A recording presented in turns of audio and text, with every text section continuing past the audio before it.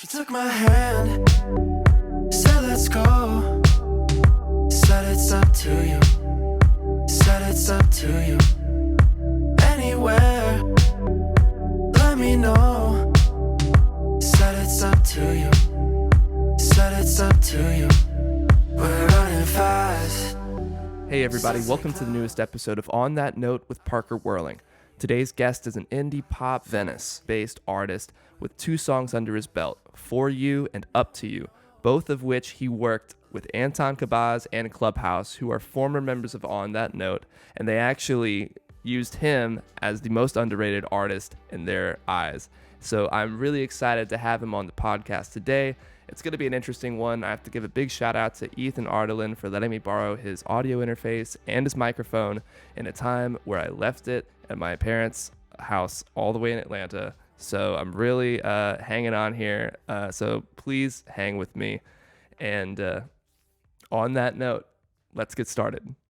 No, dude, it's definitely not your end. I'm an idiot, and I left all my recording equipment at my parents' house when I was back in Atlanta. Oh, shoot. And yeah, my buddy, shout out to Ethan Ardelin, he gave me like his audio interface and his microphone really quick so that I could use it before it ships in. So I'm like nice. I'm adjusting to it as well. So sorry. Yeah, I got the mic kind of going over here too. So we made it, dude. We made it on the podcast. I'm glad to have you on, man. You kind of complete the trio of Anton Cabaz, Clubhouse, and now you, because they both named you as like their most underrated artist. Damn, that is like, honestly, no, those guys are amazing. I'm stoked to be on, and you know, it's great also to see you again. It's been a minute, so great to kind of catch up for sure. I'm excited to get into it. Well, let's start with the beginning, which I was going to talk about, the fact that you know Anton and Clubhouse, and they referred you as their most underrated artist. And you worked with Anton. I don't know if you worked with Clubhouse, did you? Yeah, so I've actually worked with Max from Clubhouse. Yeah, Max and Anton. I've worked with Anton twice on both my singles actually that are out. Right. Anton was part of the writing process. So yeah, I'm very familiar with working with Max too. Max was working on the first single I put out, For You, which was amazing it's actually the first time I met him. It was like right when he, I think, came out here to record Just Us with Anton. That's so cool. Yeah, we like met, we clicked, and then we were like back and forth texting, and he like sent me a voice memo, and it all started from there. Like kind of just like, it was a crazy little like meet and greet. So stoked. Shout out to voice memos. Voice memos always like bring people together. Savior.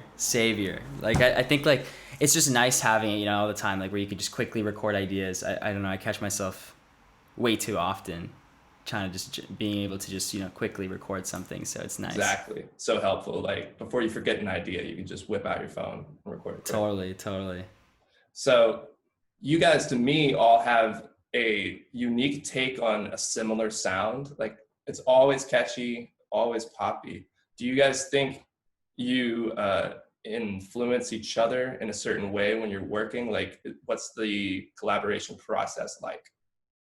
Totally. I think, you know, it's funny that you point that out. Yeah, I think we have very similar tastes in music, but we all have like our own different little styles and niche things that we like. But yeah, I think the biggest thing is we love sending music to each other. We're all the time sending new tunes to each other and always getting, you know, feedback from one another. And I think we inspire each other through like different styles that we all like. Like for example, I don't know, like obviously Clubhouse is a more, you know, band style, which for me, I'm a one-person group. So, but I like getting that influence of the band and trying to, you know, add that to my style of music. And for Anton, you know, it's always great collabing with him. I think he's just very easy to work with, and he, you know, we flow very well.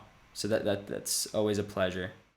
So when you and Anton started writing Up to You, what did that look like? What was kind of the first thing you started? Was it a melody or chords?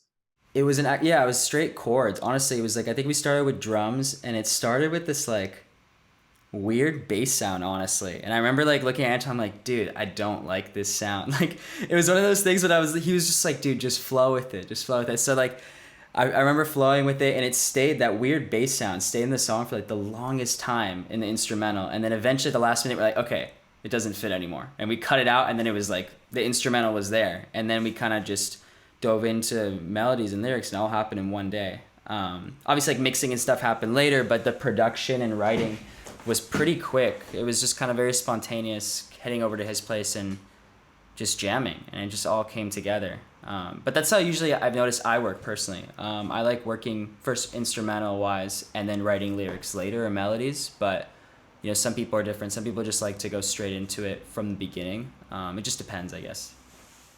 Well, the chords you picked for that song in particular are so beautiful that it makes sense that that's what you started with. I just feel like that would be a great launching pad, because not only are the sounds, like the chords, really cool, but the sound of the keyboard is like so ethereal. And you guys, all three of you, I think, have great sound selection. Is there something that you're looking for when you are trying to find like the right keyboard tone, or you know, guitar or drums?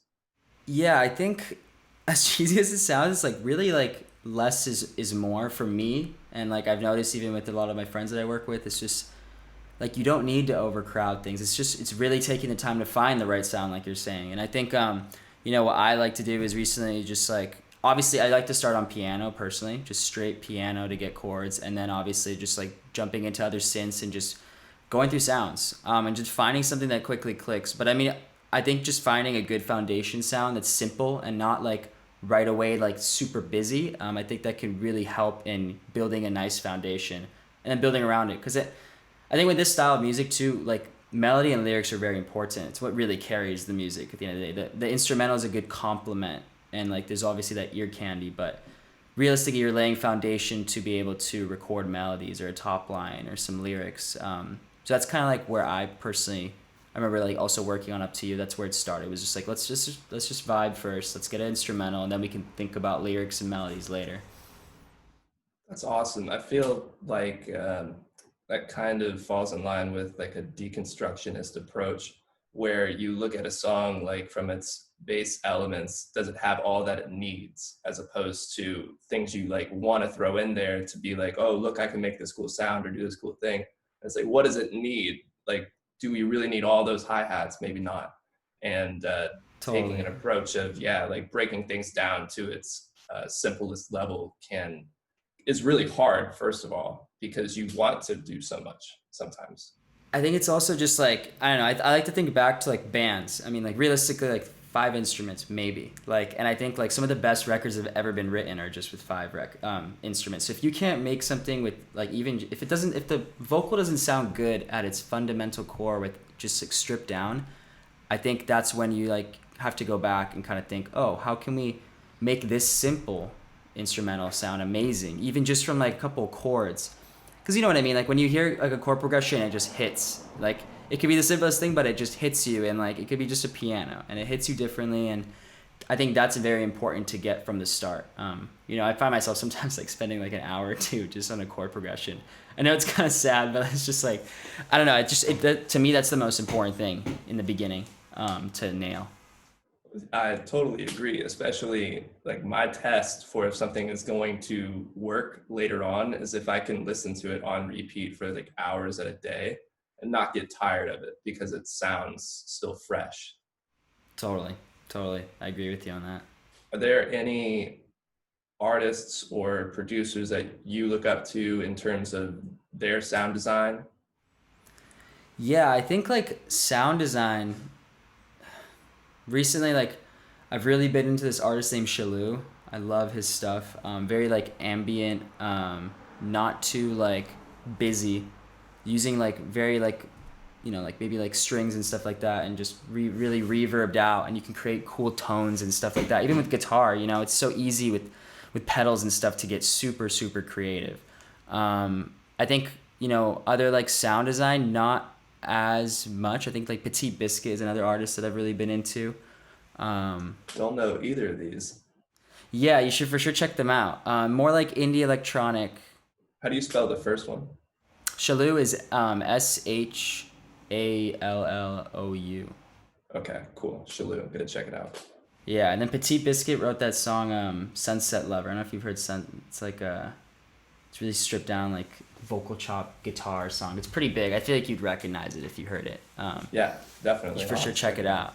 But yeah, I think it's just like a lot of these artists that I like are very just like I said, like they keep that simple, like working with a couple elements and reworking those elements into the song in different ways, and it all kind of blends nicely and evenly. To me, that's super important. And obviously, you don't nail it every time, but I think it's a challenge too. Try to limit yourself and not overcrowd things in a project. To me, Absolutely. It can almost be easier to just throw in as many licks or as many whatever to make it sound interesting. But if it's fundamentally great just as it is, it's going to be more effective if you leave it like that, I think. Totally.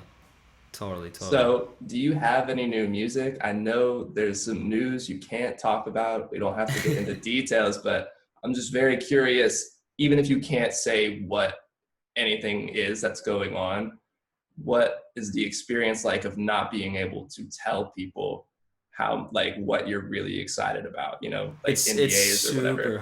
It's super hard. It's more me. I think it's just like I just don't want to jinx things. It's one of those things where it's like I don't want to go around and tell the world, and then it doesn't happen, and then my heart is just completely wrecked. But I think it's been really hard. It's been interesting. Obviously it's hard not being able to talk about music you're working on, and like I want to share it with the world like as soon as possible. But as of right now, everything is pretty much on hold till next year, probably 2021. But it's been a great experience, I think, overall, just kind of being able to finally get my foot in where I want to get it into. So yeah, it's been nice. It's been nice. And luckily I have a really good friend group that's been supporting me. Obviously they are aware of what's going on. So it's always nice to lean back on that and, get that encouragement. So I think it's really important to have that solid friend group that you can really trust with information. So I think that they just keep encouraging you and pushing you forward. Is there any advice you would give to musicians and artists looking up to you now that you say you finally got your foot in the door, that whatever door that is? What advice would you give to someone who's looking to get to that level? I think that's a good question. I think there's like two things. I think one of them is to take your time. When I say take your time, I don't mean like kick back, relax, take your time. I think it's just really focus on what you're trying to do and keep going, and like don't, obviously, like they always say, like people tell you, you're gonna make it, 1 in a million. It's like, yeah, I know that it sometimes can be that, but it's also, I think, building the connections, which is the second thing. It's putting yourself out there, trying to build the team that you want to build, even if it's just your friend managing you. These things go a long way into, creating this, act the part before you are the part sometimes. I think it's super important. And that's kind of what I've learned in the past couple months. And luckily I've had just a lot of really good people supporting me and really believing in what I'm doing. And, knock on wood, I'm excited to kind of see where things go. And I know I'm just so early on in my career that I'm excited to see where it goes from here. But yeah, I think that's the thing. People should just really focus on taking things slow and the right way, and also making mistakes quickly and learning. Don't dwell on those mistakes. There's a lot of great gems there, dude. Wow, so good. The mistakes early is, I think, this is my favorite one. Yeah, make the mistakes early. I like that a lot. And quickly. Because you have to be patient. Like there's no quick route to this.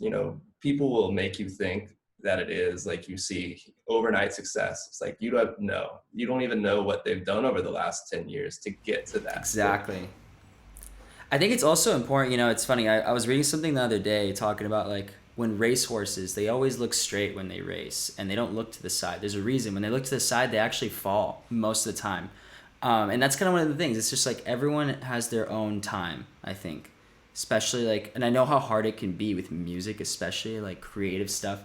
So easy to compare yourself. It's like one of the, like, you listen to your favorite artist and you listen to this final song and you realize like, you're just like, I want my song to sound like that. And it's like, you forget like the 40, 50 hours that went into that song to bring it to where it is today. So I think it's important. It's just like, stay in your lane and focus on yourself, and things will happen eventually. Perfect, man. That's Mic drop. yeah, mic drop moment Mic right drop. there. I can actually do that now. I won't do it because that's Ethan's microphone. But that sounds like a great transition to the last five here. I'm just going to ask you five quick questions and get you out of here. Let's do it. All right, number one, Logic or Ableton? Ableton. I think I knew that, but Ableton. I learned Logic. It's not easy, but what do you like about Ableton?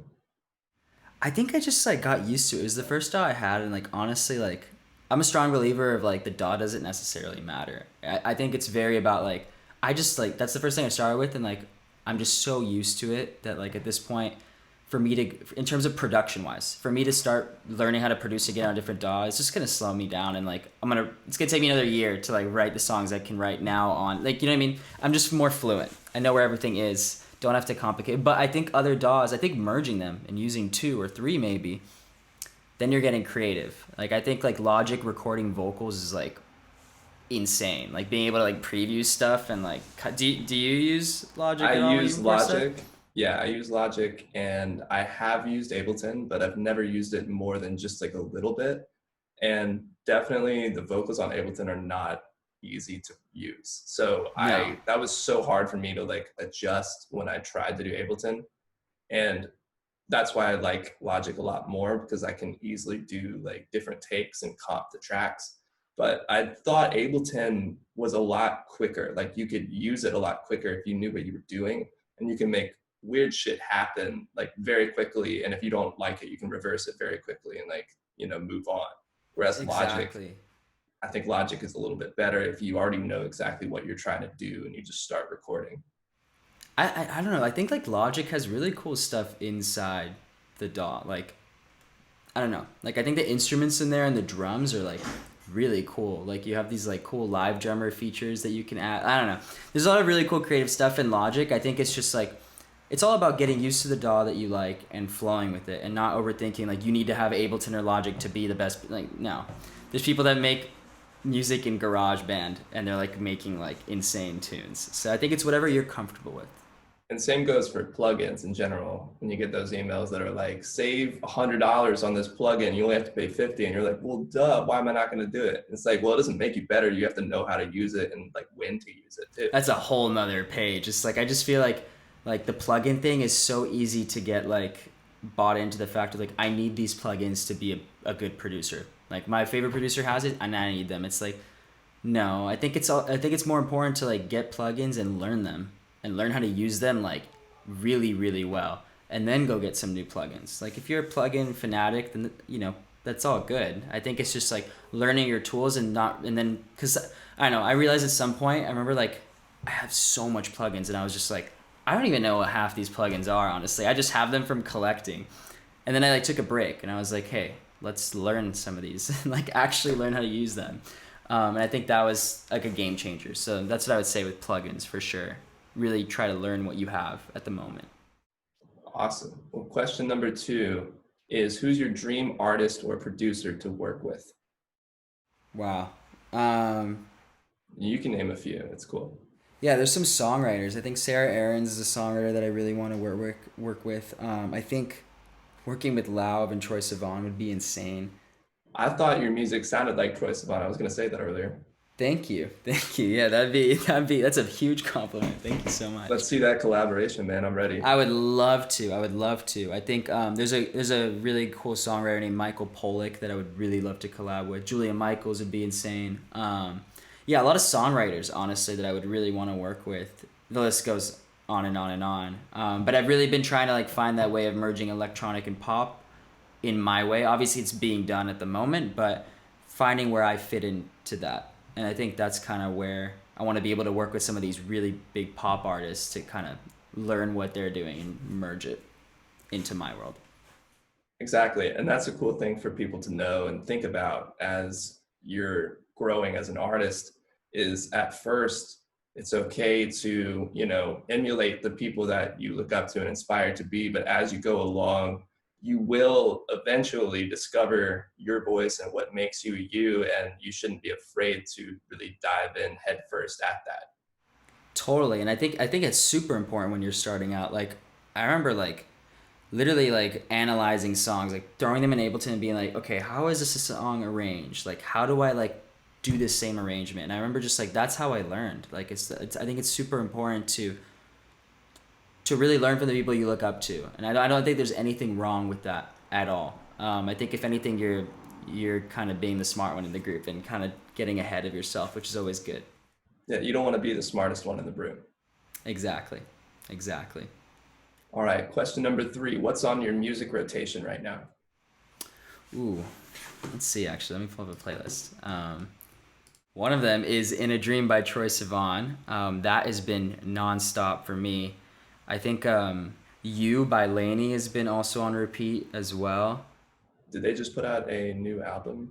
They just put out their album. It's pretty good. It's not. I think that I like some of their older stuff, but there's like 4 or 5 songs on the album that like just hit differently, and I think You is one of them. It just feels so big and like it feels like Coldplay. It feels like very just like how Coldplay hits. And I know it's a pretty big comparison, but Love Coldplay. It's the feeling. The last episode we talked about Coldplay. Nothing wrong with Coldplay. No, exactly. I think also Julia Michaels' new song, Lie Like This. That was also another producer I would work with. The producer that worked on that is The Monsters and Strangers. They do a lot of really cool records. I think they're like a production trio behind the scenes. Yeah, I would love to work with them. That'd be shout out to them if they ever hear this. Yeah, hell yeah. That's a pretty good list of music rotation. All right, number 4. What is the next piece of music equipment on your wish list? Next piece. Could be I just got an Apollo. Sick. So Nice. I've been like really stoked on that. I think the next piece, it's either gonna be a synth, or I do want to get a guitar. I don't know how to really play guitar. I just kind of mess around, to be honest, and like till it sounds good. But I want to learn more, and I think to do that, I need a guitar. So for me, I think maybe an electric guitar could be the next purchase. I'm not really in a rush. Like I said before, I think it's really just working with what you have. But I mean, obviously, yeah, if I could, I'd probably also get like a grand piano somewhere in my house. Ooh, I'd yeah. try fit it somewhere. Maybe like that would be also really nice. A piano. I want to be able to record a real piano. I think that would be, because I mean, MIDI keyboard is nice, but nothing beats the real thing. No, dude, it's not the same. It's not, especially if like it's got the super plastic keys. It just doesn't, feel the same as when you're actually playing a real piano. I was at someone's house over the weekend, and like we went to their friend's house, and he like is a producer dude, and we went to his studio, and he had this like really, really old school piano, and like it was so old that like when you hit the keys, you can hear it like fully like clicking, and it was just so like rustic. Like when you were playing chord, I don't know, it just felt so good. That's what I think. I want to be able to get a piano that has that kind of character. If it's not something like that, it has just some sort of like unique thing to it that makes it sound, original, I guess. That's the dream, man. I would love that. Unfortunately, I think my apartment might be a little too small and the walls a little too thin, especially for drum. I have a drum set and I can't set it up. I've never been able to play it in LA. Yeah. I feel like LA is so crammed that you cannot set up a drum. I'd be evicted immediately. Yeah, the piano, I feel like I wouldn't be able to put like a full, like it would have to be like one of those those stand-up, like they're not like a full grand. They're like kind of like a wall piano. Like the honky tonk piano. Like they're still like, they have that piano feel to it, but they're not like a full-on grand piano. I feel like a full-on grand piano would take up my living room probably. So not at the moment. In the future, though. In the future, yeah. All right, man, here's the last question. Who, to you, is the most underrated artist right now? Wow. I have like 2. Do it. I can't say one. One of them is Motel 7. Watch out for those guys. They are sitting on so much new music, and it's just Motel 7. Didn't Anton Kabaz work on their stuff? Like he mixed their music? I don't know. Maybe. I'll have to ask him. Maybe. But Motel 7, yeah, I've heard of them, but I haven't listened to them. They are, they're killing it, and I'm so excited for them because they're 2 really good friends of mine, and I think, they're going to kill it in 2021. I'm just excited for them. And obviously the next one is for sure Clubhouse. Shout out back to them. Yeah, we're keeping it in the circle. We're keeping it in the circle. Like, they are sitting on so much new music. I love their energy. I'm so excited for them. I feel like also like they're getting onto this new sound for themselves, and they seem so stoked on this sound. And it's always nice to see that, you know, when you find that click and you're like, okay, they're just gonna skyrocket from here. So I'm excited to see all of that music unfold. Yeah, I think like those two, Motel 7, Clubhouse. Shout out to those guys. Love those guys. Awesome. Well, I can definitely speak for Clubhouse. Those are a great group of guys. I'm excited to check out Motel 7. And that concludes our episode here, Loüme. Dude, thank you for coming on and, you know, thank you for having me about your music. Anytime, man. Anytime. I'm glad I got to do the trio, but now I might have to hit up Motel 7 and see what's up. I know. Now you got to hit up them. Yeah, it was so much fun. Thank you for having me. And yeah, I'm super excited for everything to unfold, and thank you for being part of it. Yeah. Awesome, man. I can't wait to hear your news coming in 2021. Thank you, dude. Well, sweet. Have a good one, yeah? Just wait,